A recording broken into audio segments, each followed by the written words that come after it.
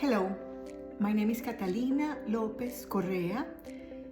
I am a scientist with 25 years of experience working in genomics. I'm also trained as a medical doctor, even though I don't practice anymore. And I was diagnosed with breast cancer on April 2023. So as you all know, this diagnosis was a big shock for me, for my family. Big challenging year, going through the diagnosis, going through the chemotherapy, radiotherapy, all the treatments, surgery, of course, and living that as a patient, but also as a scientist has been a big challenge for me. But it has also given me the opportunity to see in real life the potential genomics has and all biomarkers have to help us with the diagnosis and with the treatment of breast cancer patients and cancer patients in general. In my case, genomics has been critical.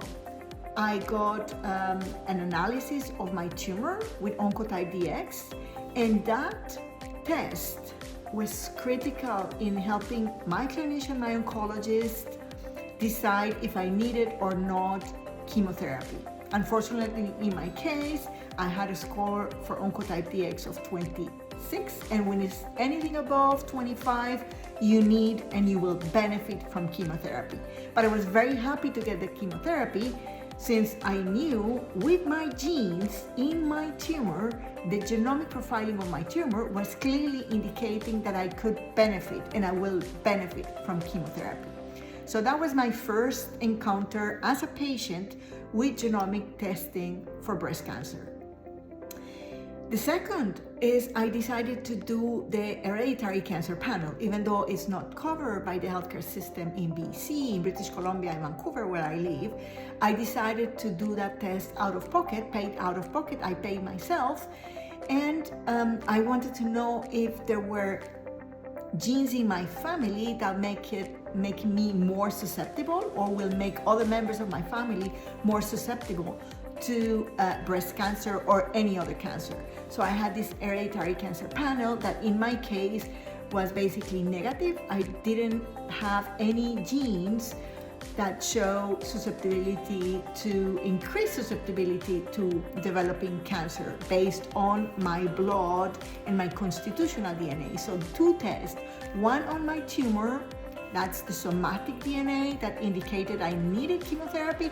The other one in my blood, that's the constitutional DNA, and that indicated I don't have hereditary cancer genes. I did also a microbiome study, so I signed for a voluntary participation on a clinical trial that will look at the constitution of my microbiome, the genome, the genetics of all the bacteria, parasite, virus that are in my gut, and how those could be associated or not with breast cancer. So now, as a patient, I'm really living the reality of what the great benefit of breast cancer. I'm also living myself the challenges around some of these situations. So in the case of my BRCA1, BRCA2, the hereditary cancer panel, I had to pay it myself because the healthcare system didn't cover it.